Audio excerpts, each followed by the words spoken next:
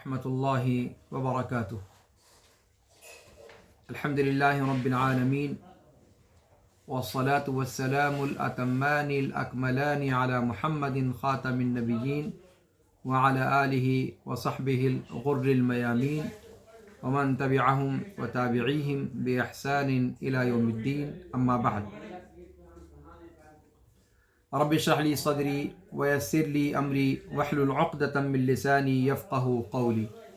رب زدنی علما سبحانك لا علم لنا الا ما علمتنا انك انت العلیم الحکیم۔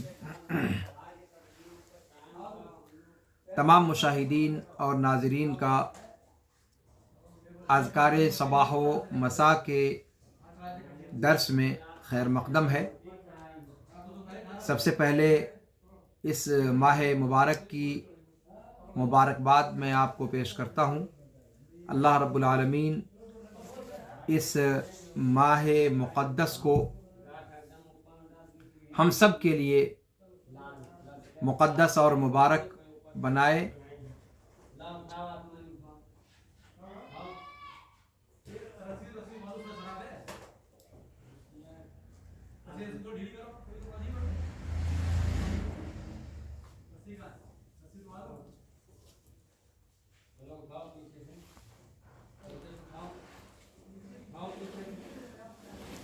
اور اس ماہ کے فیوض اور برکات سے اللہ رب العالمین ہمارا دامن بھر دے۔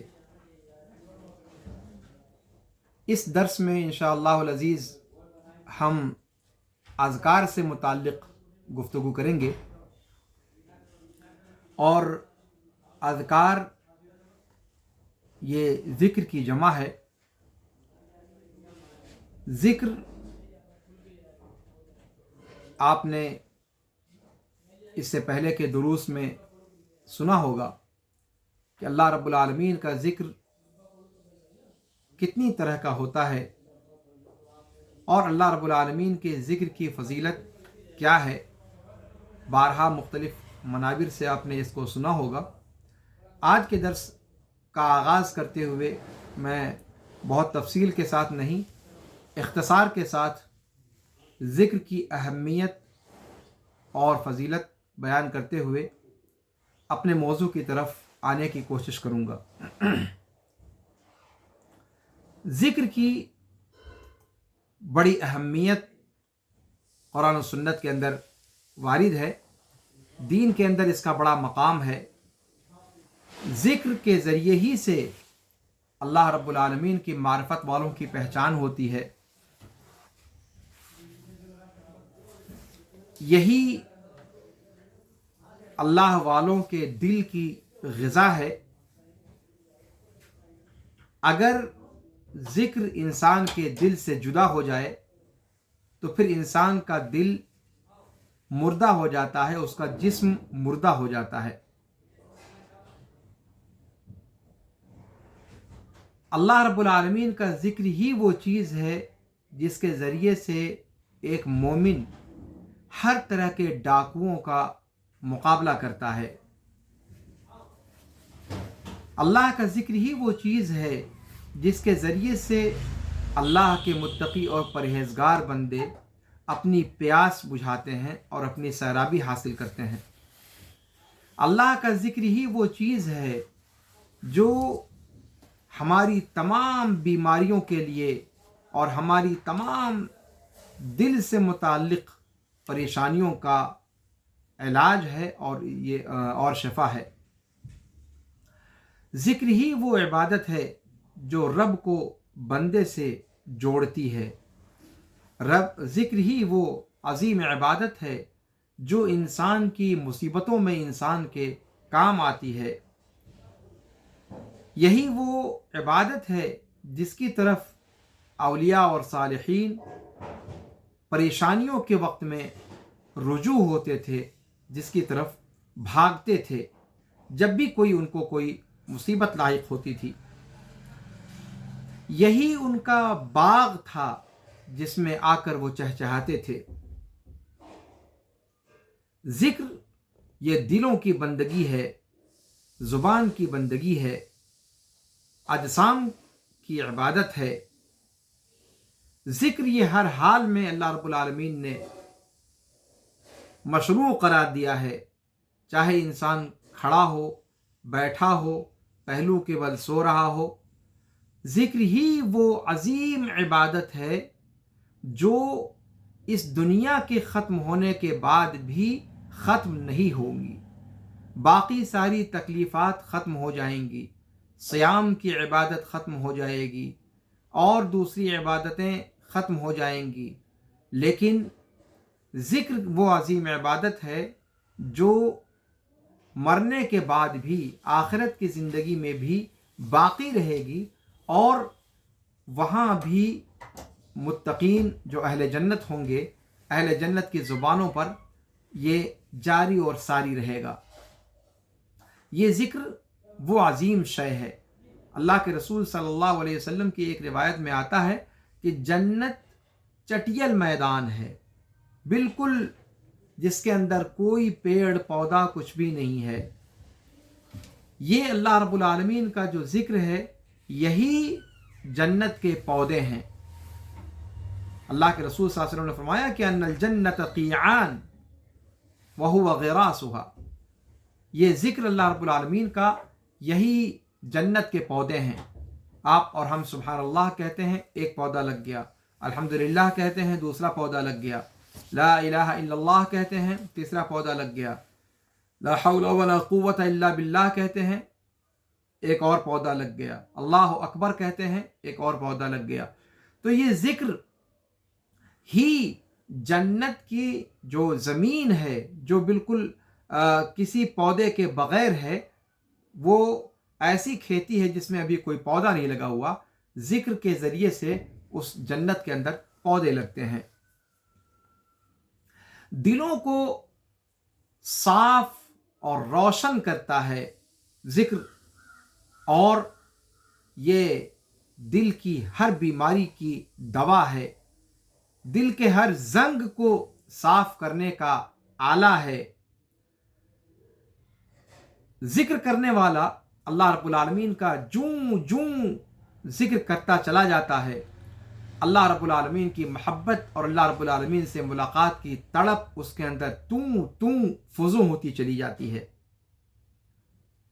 اور جب انسان اپنے دل، اپنی زبان اور اپنے جوارح تینوں کا استعمال کر کے اور حضور قلب کے ساتھ اللہ رب العالمین کا ذکر کرتا ہے، تو پھر وہ انسیت اور وہ لذت اس کو ملتی ہے کہ جس لذت کا دنیا کی کسی اور لذت سے کوئی مقابلہ نہیں.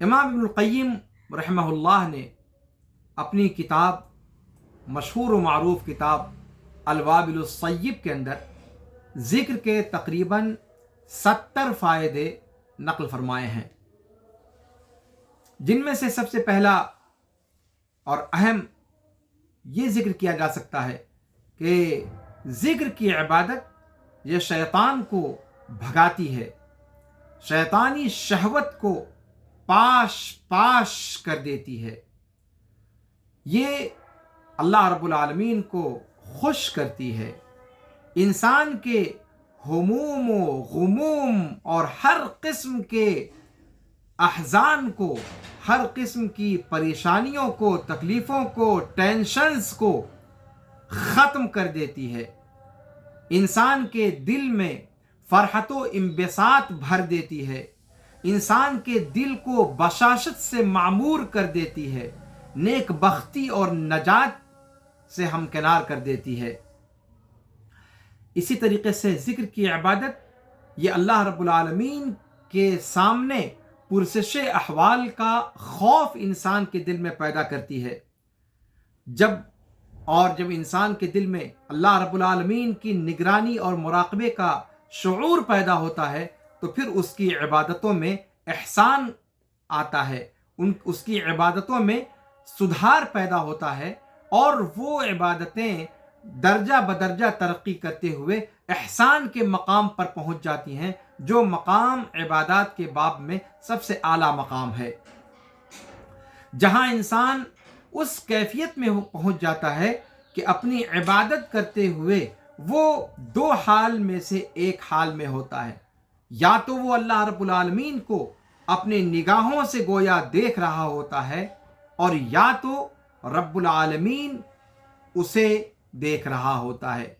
اس کی عبادت ایسی ہو جاتی ہے کأنک تراہ فإن لم تکن تراہ فإنہ یراک، ایسی ہو جاتی ہے کہ انسان خود اپنے سامنے رب العالمین کو جلوہ گر پاتا ہے گویا کی۔ اور اگر یہ کیفیت نہیں پیدا ہوتی تو کم از کم یہ کیفیت تو پیدا ہو ہی جاتی ہے کہ رب العالمین بندے پر نگراں ہے۔ اور دونوں صورتوں میں انسان اپنی عبادت کو جس یکسوئی، دل جمعی، خشوع و خضوع اور انابت اور تواضع اور دیگر جو خشیت الہی کی جو شروط ہیں ان کے ساتھ جس بہترین طریقے پر ادا کرتا ہے، یہ اس ذکر اور اس عبادت کے بغیر ممکن نہیں ہے۔ شیخ الاسلام امام ابن تیمیہ رحمہ اللہ فرماتے ہیں کہ ذکر دل کے لیے ایسے ہی ہے جیسے مچھلی کے لیے پانی۔ جیسے مچھلی بغیر آب کے نہیں رہ سکتی، بغیر پانی کے نہیں رہ سکتی، ایسے ہی انسان کا دل ذکر کے بغیر نہیں رہ سکتا۔ پانی سے الگ ہو کر مچھلی کی جو حالت ہوتی ہے، اللہ رب العالمین کے ذکر سے الگ ہو کر دل کی بھی وہی اضطرابی اور چھٹپٹانے کی حالت ہو جایا کرتی ہے۔ ذکر کے فوائد میں سے ہے کہ یہ گناہوں کو مٹاتا ہے۔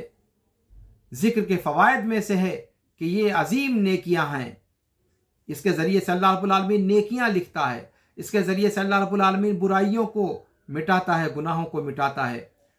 رسول کریم صلی اللہ علیہ وسلم ارشاد فرماتے ہیں کہ من قال فی یوم ولیلہ سبحان اللہ وبحمدہ 100 مرہ حطت عنہ خطایاہ وان کانت مثل زبد البحر، کہ جس نے شب و روز میں 100 مرتبہ سبحان اللہ وبحمدہ پڑھا، اس کے سارے گناہ ساقط ہو جاتے ہیں، جھڑ جاتے ہیں، گرچہ وہ سمندر کے جھاگ کی مانند کیوں نہ ہو۔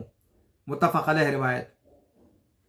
اسی طریقے سے ذکر کے فوائد میں سے ہے کہ یہ اللہ رب العالمین کی رحمت کے نزول کا سبب ہے، یہ اللہ رب العالمین کی طرف سے سکینت کو نازل کرتی ہے، سکینت کو کھینچتی ہے۔ اللہ کے رسول صلی اللہ علیہ وسلم نے فرمایا، مسلم شریف و ترمذی شریف کی روایت ہے کہ وَمَجْتَمَعَ قَوْمٌ فِي بَيْتٍ مِّن بُيُوتِ اللَّهِ يَتْلُونَ كِتَابَ اللَّهِ وَيَتَدَارَسُونَهُ بَيْنَهُمْ إِلَّا نَزَلَتْ عَلَيْهِمُ السَّكِينَةُ وَغَشِيَتْهُمُ الرَّحْمَةُ وَحَفَّتْهُمُ الْمَلَائِكَةُ وَذَكَرَهُمُ اللَّهُ فِي مَنْ عِندَهُ، کہ نہیں اکٹھا ہوئے کچھ لوگ اللہ کے گھروں میں سے کسی گھر میں اللہ رب العالمین کی کتاب کو پڑھتے ہوئے، اللہ رب العالمین کی کتاب کا مدارسہ کرتے ہوئے، درس دیتے ہوئے، مگر ان کے درمیان سکینت اترتی ہے، رحمت انہیں ڈھانپ لیتی ہے، فرشتے انہیں گھیر لیتے ہیں، اور اللہ رب العالمین ان لوگوں کا تذکرہ ان لوگوں کے درمیان کرتا ہے جو اللہ رب العالمین کے پاس ہیں۔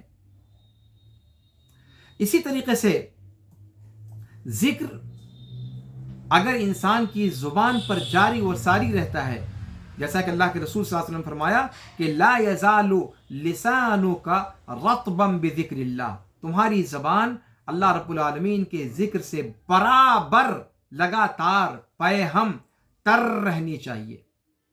اور اگر ایسا ہم کرتے ہیں تو اس کا فائدہ کیا ہوتا ہے؟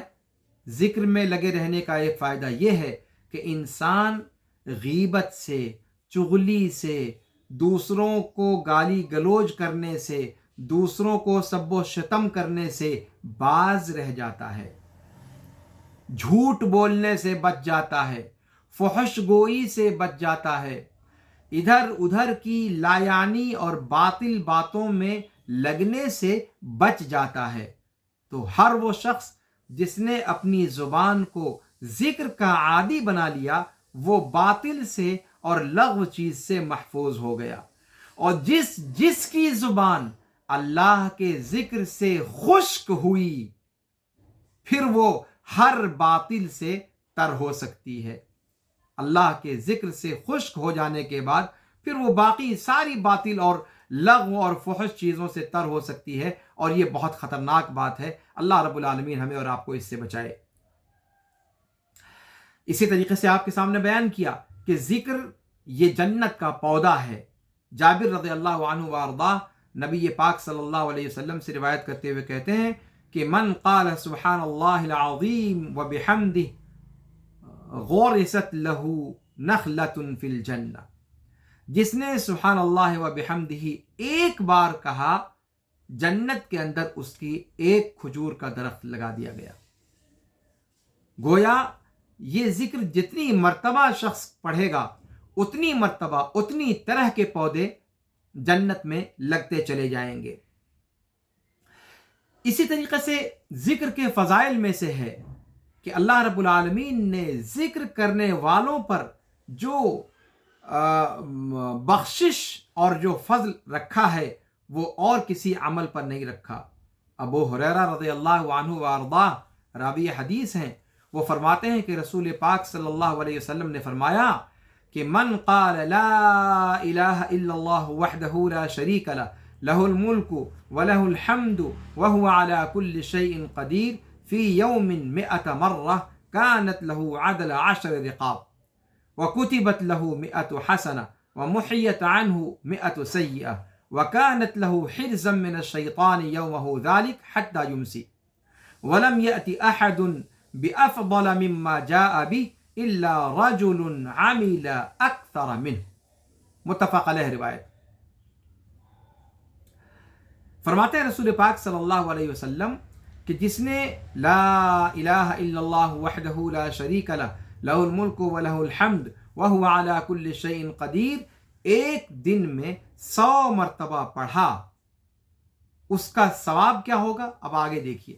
اللہ کے رسول صلی اللہ علیہ وسلم فرماتے ہیں کہ جس نے 100 مرتبہ ایک دن میں اس کو پڑھا گویا اس نے 10 غلام آزاد کیے، اس کے لیے 100 نیکیاں لکھی گئیں، اس کی 100 غلطیاں 100 گناہ اس کے معاف کیے گئے، اور اس کے پورے دن کے لیے شیطان کی طرف سے اللہ رب العالمین کی جانب سے ایک آڑ ہو جاتی ہے، ایک پناہ حاصل ہو جاتی ہے، یہاں تک کہ وہ شام کر لے۔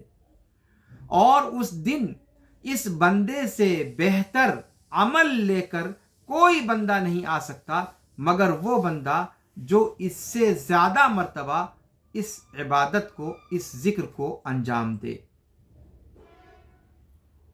اسی طریقے سے ذکر کے فضائل میں سے ہے کہ اللہ رب العالمین کو اللہ رب العالمین کا ذکر کرنے والا اللہ رب العالمین بھی اس کو برابر یاد رکھتا ہے۔ اور آپ جانتے ہیں کہ ہم اور آپ پلک جھپکنے کے برابر بھی ہم یہ رسک نہیں لے سکتے کہ اللہ رب العالمین ہمیں بھول جائے۔ اللہ نہ کرے، اپنے دشمنوں کے لیے بھی ہم کبھی نہیں چاہیں گے کہ اللہ رب العالمین اسے بھول جائے۔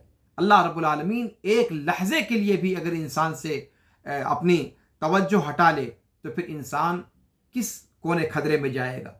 انسان کی بدبختی کا اس سے بڑا اور کیا مظہر ہو سکتا ہے؟ اس لیے کہ انسان کو اللہ رب العالمین اگر بھلا دے تو انسان خود اپنی ذات سے غافل ہو جاتا ہے اور اپنی مصلحتوں سے غافل ہو جاتا ہے۔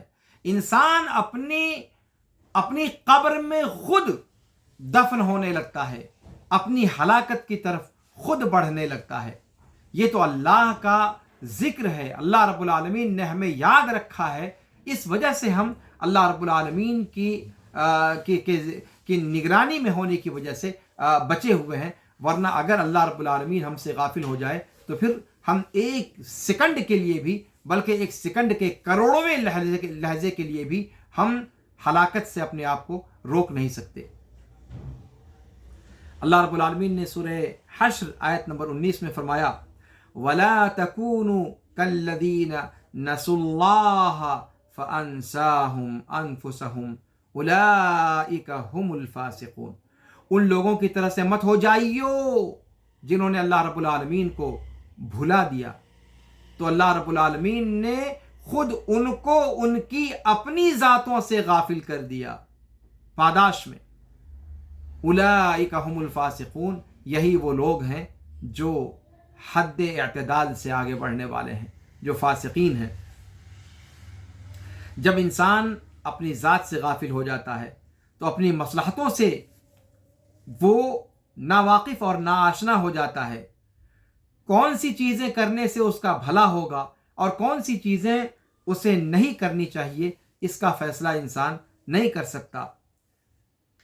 یہ ایسے ہی ہوگا کہ جس کے پاس، جیسے مثال کے طور پر کسی کے پاس باغ ہو، کسی کے پاس کھیتی ہو، کسی کے پاس چرنے والے جانور ہوں، لیکن ان کی نگرانی کرنا نہ جانتا ہو اور عللے دللے ان کو اڑاتا چلا جائے اور وہ یکلخت ختم ہو جائے۔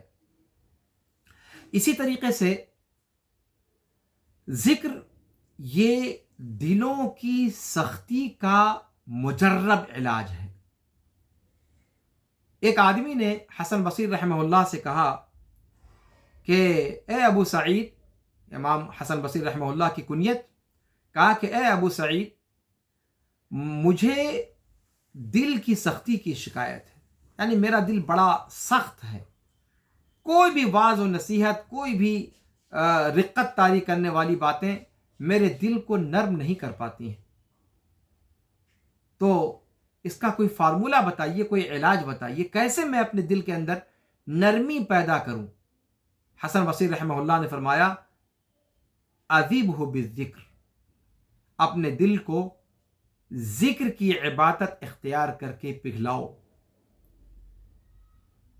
امام مکحول کہتے ہیں کہ اللہ رب العالمین کا ذکر شفا ہے اور لوگوں کا ذکر یہ بیماری ہے۔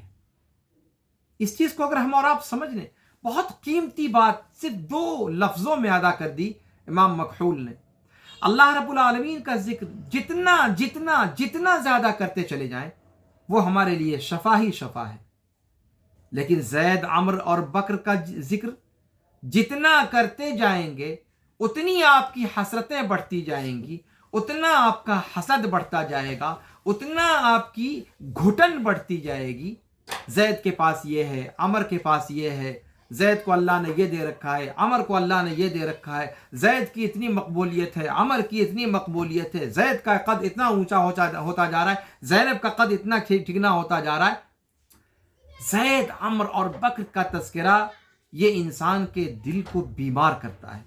مخلوقات میں سے کسی کا بھی ذکر انسان کے دل کو بیمار کرنے کا سبب ہے، لیکن اللہ رب العالمین کا ذکر، یہ اللہ رب العالمین کا ذکر ایسی چیز ہے جو انسان کے دل کو شفایابی عطا کرتا ہے، انسان کے دل کو نرم بناتا ہے، انسان کے دل کی ساری جو بیماریاں ہیں، حسد ہے، بغض ہے، کینہ ہے، کپٹ ہے، چغلی ہے اور دشمنی نکالنے کے سب و شتم ہے، ان ساری بیماریوں سے آپ کو شفا عطا کرتا ہے۔ تو اللہ کا ذکر یہ شفا ہے اور بندوں کا ذکر یہ بیماری ہے۔ اسی طریقے سے ذکر کے فوائد میں سے ایک اہم فائدہ یہ ہے کہ ذکر کرنے والا بندہ اللہ رب العالمین کی رحمت کا، فرشتوں کی رحمت کا مستحق قرار پاتا ہے۔ ذکر کرنے والا بندہ اللہ رب العالمین کی رحمت کے زیر سایہ ہو جاتا ہے، فرشتوں کی حفاظت میں چلا جاتا ہے، اور جس پر اللہ رب العالمین رحم کر دے، جس پر اللہ کے فرشتوں کی نگرانی ہو جائے، فقد افلح کل الفلاح، وہی تو پوری طرح سے کامیاب ہو گیا، وفاز کل الفوز، اسی نے تو پوری کامیابی حاصل کر لی۔ اللہ رب العالمین فرماتا ہے یا ایھا الذین آمنوا اذکروا اللہ ذکرا کثیرا وسبحوہ بکرۃ واصیلا هو الذی یصلی علیکم وملائکتہ लियुखरिजकुम मिनज़्ज़ुलुमाति इलन्नूर वकान बिलमुमिनीन रहीमा। ए ईमान वालो, अल्लाह रब्बुल आलमीन का बकसरत जिक्र करो, जिक्र की इबादत को बकसरत अंजाम दो, अल्लाह रब्बुल आलमीन की पाकी सुबह व शाम बयान करो। अल्लाह ही वो ज़ात है जो तुम पर रहम करता है और उसके फरिश्ते, ताकि तुम्हें तारीकियों से रोशनी की तरफ निकालें, और वो मोमिनीन पर रहम करने वाले।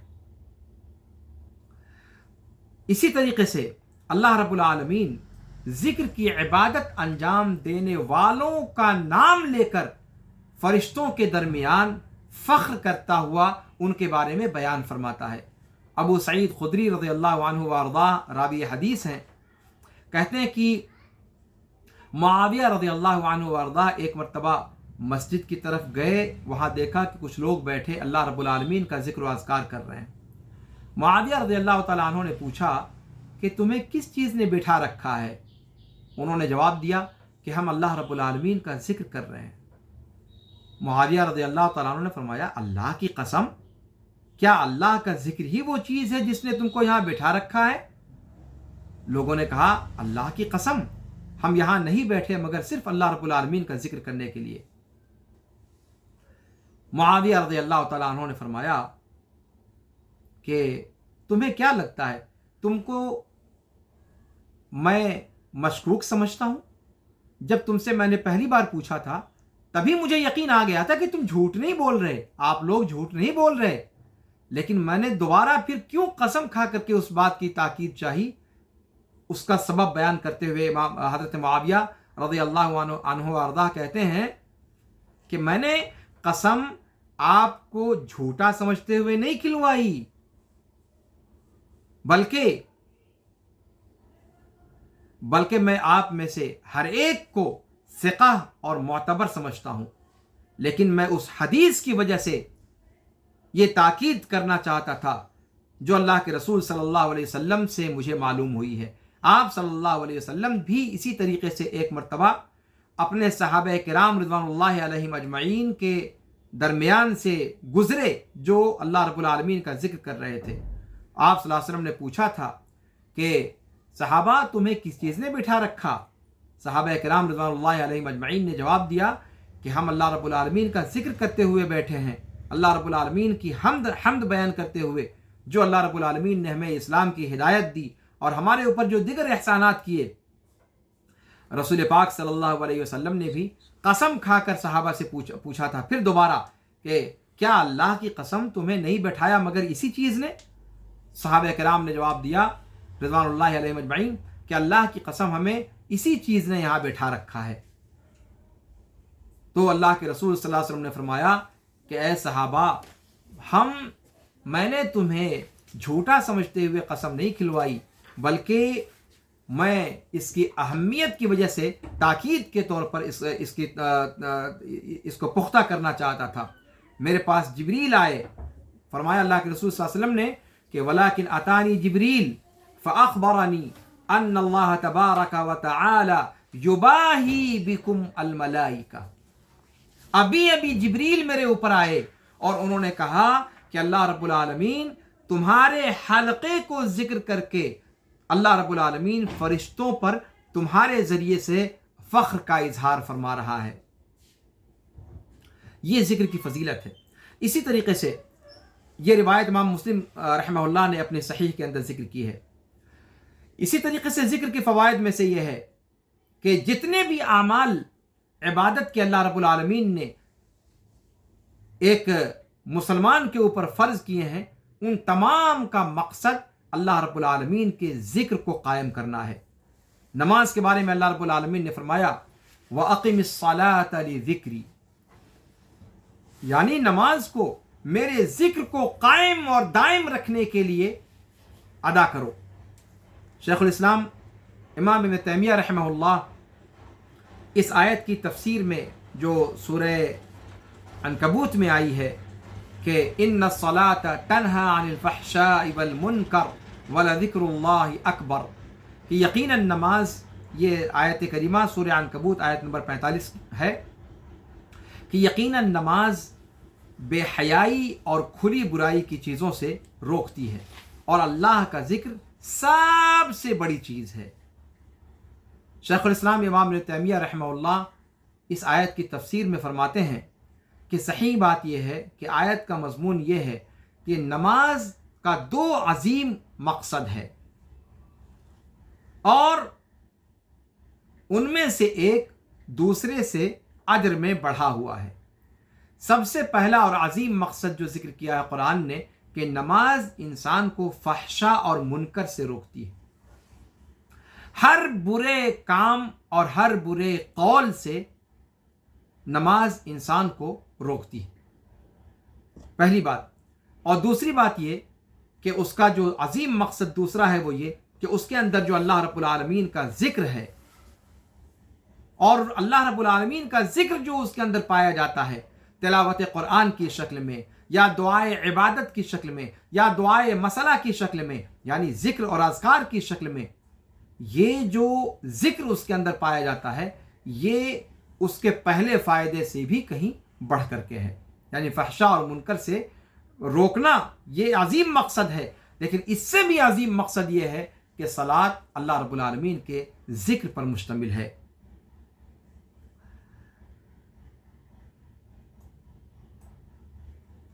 عبداللہ ابن مسعود رضی اللہ تعالیٰ عنہ وارضاہ فرماتے ہیں کہ میں اللہ رب العالمین کی تسبیحیں بیان کرتا رہوں، یہ میرے نزدیک زیادہ بہتر ہے کہ میں اللہ کے راستے میں اتنے اور اتنے اور اتنے دینار خرچ کرتا پھروں۔ اسی طریقے سے ذکر کی اہمیت اور فضیلت یہ ہے کہ یہ انسان کے دل کو مضبوطی فراہم کرتی ہے، اس کے بدن کو قوت عطا کرتی ہے۔ آپ کو یاد ہوگا وہ مشہور واقعہ جو اللہ کے رسول جناب محمد الرسول اللہ صلی اللہ علیہ وسلم کا اپنی پیاری بیٹی فاطمہ زہرا رضی اللہ عنہا و ارضاہا کے ساتھ پیش آیا تھا، جب حضرت اللہ کے رسول جناب محمد رسول اللہ صلی اللہ علیہ وسلم نے اپنی بیٹی فاطمہ کو اور علی کو سکھلایا تھا رضوان اللہ علیہم اجمعین کہ ہر رات جب وہ بستر پر جانے لگیں تو 33 مرتبہ سبحان اللہ کہہ دیں، 33 مرتبہ الحمدللہ پڑھ لیں، اور 33 مرتبہ اللہ اکبر پڑھ لیں۔ اور یہ تب کہا تھا جب انہوں نے فاطمہ رضی اللہ تعالی عنہ نے اللہ کے رسول صلی اللہ علیہ وسلم سے کام زیادہ ہونے کی شکایت کی تھی، چکی پیسنے کی وجہ سے ہاتھوں پر گٹھے پڑ گئے تھے، اور وہ گٹھے اللہ کے رسول صلی اللہ علیہ وسلم کو انہوں نے دکھائے تھے، اور اللہ کے رسول صلی اللہ علیہ وسلم سے مطالبہ کیا تھا کہ کوئی ایک نوکر دے دیں، کوئی ایک خادم دے دیں جو ان کے گھر کے کاموں میں ان کا تعاون کر دیا کرے۔ جو پریشانی مشقت تھی اس مشقت کا شکوہ کرتے ہوئے فاطمہ رضی اللہ تعالی عنہ نے اللہ کے رسول صلی اللہ علیہ وسلم سے یہ شکایت کی تھی۔ اللہ کے رسول صلی اللہ علیہ وسلم نے جواب میں یہ فارمولہ ان کو بتایا کہ بستر پر جب جانے لگو تو 33 مرتبہ سبحان اللہ، 33 مرتبہ الحمدللہ، 33 مرتبہ اللہ اکبر پڑھ لیا کرو۔ کہا انہ خیر لکما من خادم، یہ جو ذکر مخصوص تعداد کے ساتھ مخصوص وقت میں تمہیں بتلا رہا ہوں نا بیٹے، یہ تمہارے لیے نوکر سے زیادہ بہتر ہے۔ اس کا مطلب یہ ہوا کہ ذکر انسان کو بدن کے اندر بھی قوت فراہم کرتا ہے، بدن کے اندر بھی اسٹیمنا عطا کرتا ہے، انسان کے دل کو بھی مضبوط کرتا ہے، اور انسان کے جسم کو بھی توانائی اور قوت عطا کرتا ہے۔ اگر یہ بات نہ ہوتی تو اللہ کے رسول صلی اللہ علیہ وسلم حضرت فاطمہ رضی اللہ تعالی عنہ کی جسمانی مشقت کے جواب میں جو خادم انہوں نے مانگا تھا اس کے جواب میں آپ صلی اللہ علیہ وسلم ان کو یہ فارمولہ نہ بتاتے۔ اسی طریقے سے ذکر وہ عبادت ہے کہ جس کے کرنے والے قیامت کے دن اللہ رب العالمین کی بارگاہ میں سب سے زیادہ گواہ رکھنے والے ہوں گے، اس لیے کہ جتنا زیادہ ذکر انسان کرے گا اتنا زیادہ گواہ اس کے قیامت کے دن اس کے حق میں اللہ رب العالمین کھڑا کر دے گا۔ ذکر یہ دعا سے افضل ہے، ذکر یہ اللہ رب العالمین کی تعریف ہے، اور دعا یہ بندے کا اللہ رب العالمین سے اپنی حاجت طلب کرنا ہے۔ تو کہاں اللہ رب العالمین کی تعریف اور مدح و ثنا، اور کہاں انسان کا اپنی ضرورت کا بیان کرنا۔ تو ذکر کی یہ ڈھیر ساری فضیلتیں اور اس کے علاوہ اور بھی اس کے ساری فضیلتیں ذکر کی گئی ہیں، اور یہاں سے رمضان المبارک کے اس مقدس مہینے میں اس عظیم عبادت پر درس رکھنے کا فیصلہ لیا گیا۔ اور جب ذکر کی بات آتی ہے تو یہ بات آپ کے سامنے بیان کی گئی کہ سب سے عظیم ذکر اللہ رب العالمین کا قرآن ہے۔ اللہ رب العالمین فرماتا ہے اِنَّا نَحْنُ نَزَّلْنَا الذِّكْرَ وَإِنَّا لَهُ لَحَافِظُونَ، کہ ہم نے ذکر کو اتارا ہے اور ہم ہی اس کی حفاظت کرنے والے ہیں۔ تو قرآن مقدس یہ اللہ رب العالمین کا سب سے بڑا ذکر ہے، اللہ کا کلام ہے، اور اس ذکر کے اپنے فوائد ہیں۔ قرآن کریم اور اس مہینے کے اندر جو مہینہ ہمارے اور آپ کے اوپر اس وقت سایہ فگن ہے، جو مہینہ، یہ مہینہ اسی ذکر کے اتارے جانے کا مہینہ ہے، اور جب عظیم الشان ذکر کے اتارے جانے کا مہینہ ہے تو اس مہینے میں ذکر کو چھوڑ کر کسی اور موضوع پر بات کی بھی کیسے جا سکتی ہے، اور کیسے مناسب ہوگا کہ ذکر کو چھوڑ کر کسی اور موضوع کو چھیڑا جائے۔ لہذا ایک درس آپ نے سماعت فرمایا جو قرآن سے متعلق چل رہا ہے ہمارا، جس میں ہم انشاءاللہ قرآن کریم کی چھوٹی چھوٹی صورتوں کو سمجھیں گے، ان کے مضامین کو سمجھنے کی کوشش کریں گے۔ اسی طریقے سے یہ دوسرا درس ہے جس میں قرآن کریم کے علاوہ اللہ رب العالمین کا جو ذکر ہے، اللہ رب العالمین کے ذکر کی جو عظیم عبادت ہے، اس عظیم عبادت کو ہم سمجھنے کی کوشش کریں گے۔ اور چونکہ یہ ایک بہت وسیع باب ہے جس کا کوئی اور چھور نہیں ہے، لہذا جیسے قرآن میں ہم نے ایک خاص حصے کو خاص کیا، ویسے ہی ہم اذکار کے اندر بھی ایک خاص حصے کو متعین کریں گے۔ اذکار شریعت کے اندر مختلف قسم کے وارد ہوئے ہیں۔ بہت سارے اذکار جو بغیر کسی وقت اور بغیر کسی جگہ کی تعیین کے وارد ہوئے ہیں، بہت سارے اذکار ہیں جو کسی جگہ کے لیے خاص وارد ہوئے ہیں، بہت سارے اذکار ہیں جو کسی خاص وقت کے لیے وارد ہوئے ہیں۔ تو اذکار کی بہت ساری قسمیں ہیں، اور بہت سارے اذکار ہیں جو ہر قیود سے آزاد ہیں، مطلقاً ان کا ذکر آیا ہے، اور ہم یہاں ان تمام پر گفتگو نہیں کر سکتے۔ اس مہینے کے ایام محدود ہیں اور درس کی تعداد محدود ہے، لہذا ہم ذکر میں بھی مقید اذکار کا تذکرہ آپ کے سامنے رکھیں گے، اور مقید اذکار میں بھی ان اذکار کو ہم ذکر کریں گے آپ کے سامنے جن اذکار کو اللہ کے رسول جناب محمد الرسول اللہ صلی اللہ علیہ وسلم اپنے صباح و مساء میں، اپنے صبح و شام میں، اپنے شب و روز میں پڑھا کرتے تھے۔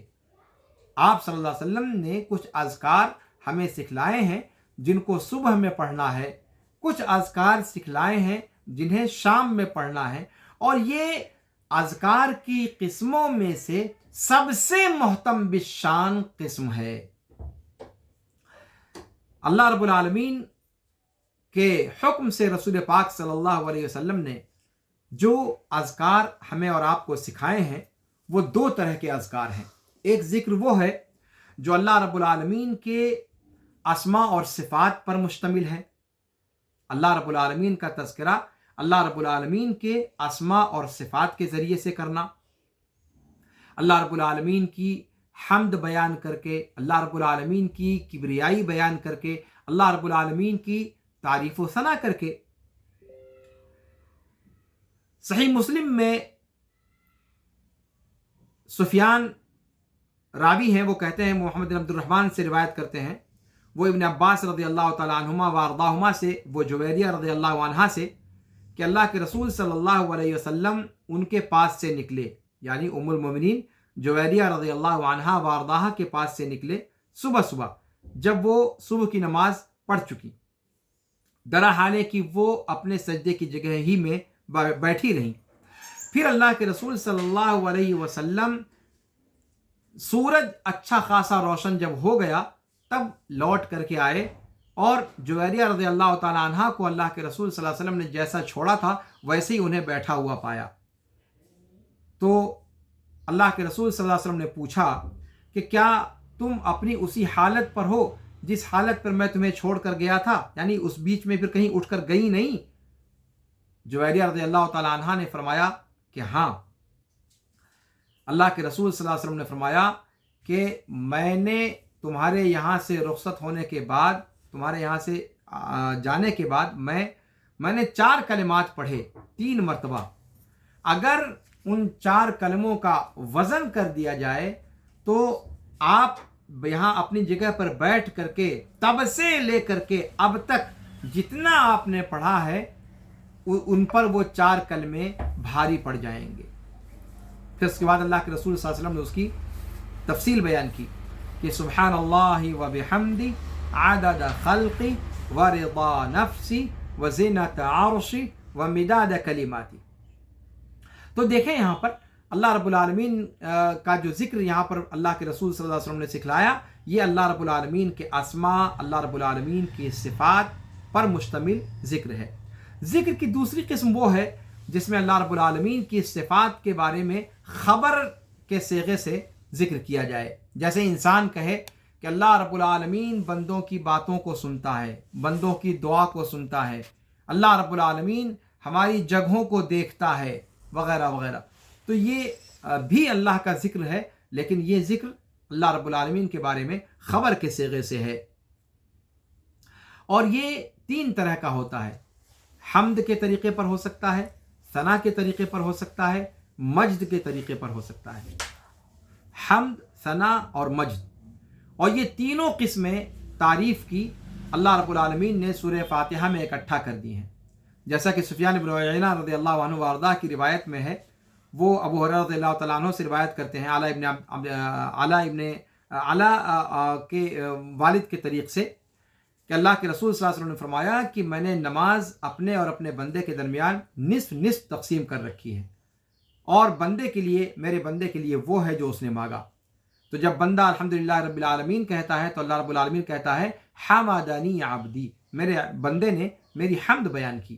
جب بندہ کہتا ہے الرحمن الرحیم تو اللہ تعالیٰ فرماتا ہے اثنا علی عبدی، کہ میرے بندے نے میری ثنا بیان کی۔ جب بندہ کہتا ہے مالک یوم الدین، اللہ رب العالمین فرماتا ہے مجدنی عبدی، اور ایک مرتبہ کہا کہ فوض الی عبدی، کہ اللہ رب العالمین میرے بندے نے میری کبریائی بیان کی، یا اپنے آپ کا اپنا معاملہ میرے حوالے کر دیا۔ جب بندہ کہتا ہے ایاک نعبد و ایاک نستعین، اللہ رب العالمین فرماتا ہے کہ یہ میرے اور میرے بندے کے درمیان ہے، اور میرے بندے کے لیے وہ کچھ ہے جو اس نے مانگا۔ اور جب بندہ کہتا ہے اہدنا الصراط المستقیم صراط الذین انعمت علیہم غیر المغضوب علیہم ولا الضالین، تو اللہ تعالیٰ فرماتا ہے کہ یہ میرے بندے کا حق ہے، اور میرے بندے کے لیے وہ کچھ ہے جو اس نے مانگا۔ تو اللہ رب العالمین کا ذکر کمال محبت سے جب کیا جائے تو اس کو حمد کہا جاتا ہے۔ حمد، ثنا اور مجد، یہ 3 الفاظ ہیں۔ تینوں میں فرق کیا ہے کہ حمد کہتے ہیں اللہ رب العالمین کی تعظیم بیان کرنا کمال محبت کے ساتھ، اور اسی چیز کو، یعنی اللہ رب العالمین کی تعظیم بیان کرنا، اللہ رب العالمین کی تعظیم اور کبریائی کو بیان کرنا محبت کے ساتھ، اگر بار بار کیا جائے تو پھر وہ ثنا ہو جاتا ہے۔ پہلی مرتبہ کیا تو وہ حمد ہے، دوسری مرتبہ دہرایا، پھر مکرر، پھر سہکرت، تیسری مرتبہ، پھر چوتھی مرتبہ، تو پھر وہ ثنا بن گئی۔ اور جب اللہ رب العالمین کی تعریف بیان کرے صفات جلال سے، صفات جمال سے، صفات کمال سے، عظمت اور کبریائی اور اللہ رب العالمین کی قوت و سلطان کو اپنے ذہن میں حاضر و ناظر رکھ کر مکمل طور پر استحضار قلب کے ساتھ، تب وہ تمجید ہے، اور وہ حمد اور ثنا سے اوپر درجے کی چیز ہے۔ تو آپ دیکھتے ہیں کہ سورہ فاتحہ کے اندر یہ تینوں ذکر کے درجے شامل ہیں۔ ذکر کی دوسری قسم ہے اللہ رب العالمین کے احکام اور اللہ رب العالمین کی منع کردہ چیزوں کے بارے میں خبر دے کر اللہ رب العالمین کا ذکر کرنا، یعنی اللہ رب العالمین کے ذکر کو بیان کرنا کہ یہ حلال ہے اور یہ حرام ہے۔ اسی طریقے سے اللہ رب العالمین نے جن چیزوں کا حکم دیا ان کو تیزی کے ساتھ انجام دینا، اور جن چیز سے رکا اس سے تیزی سے رک جانا، یہ بھی اللہ رب العالمین کا ذکر ہے اور اللہ رب العالمین کے ذکر کی قسموں میں سے ایک قسم ہے۔ اس کے بعد انشاءاللہ میں آپ کے سامنے اگلے درس میں صباح و مساء کے اذکار کی کچھ فضیلت بیان کروں گا، اور پھر اس کے بعد اذکار صباح و مساء کا تفصیلی درس انشاءاللہ اسٹارٹ ہو جائے گا، شروع ہو جائے گا، اور اس کے بعد ایک ایک ذکر پر انشاءاللہ ہماری گفتگو رہے گی۔ اللہ رب العالمین سے دعا ہے کہ اللہ رب العالمین ہمیں ذکر کی عظمت اور ذکر کی فضیلت اور ذکر کی اہمیت کو سمجھنے کی توفیق عطا فرمائے۔ اللہ رب العالمین اس ماہ مقدس میں خاص طور پر اس عظیم عبادت کو ہمیں بکثرت انجام دینے کی توفیق ارزانی بخشے۔ اللہ رب العالمین ہمیں توفیق دے کہ اس ماہ مقدس میں ہم اللہ رب العالمین کے ذکر، اللہ رب العالمین کے کلام کی قرأت اور اللہ رب العالمین کی جو فرض کی ہوئی دیگر عبادتیں ہیں اور صدقہ و خیرات، ان میں بڑھ چڑھ کر کے حصہ لیں، اور اس ماہ مقدس کے تمام فیوز و برکات سے جس حد تک ممکن ہو سکے اپنا دامن بھرنے کی کوشش کریں۔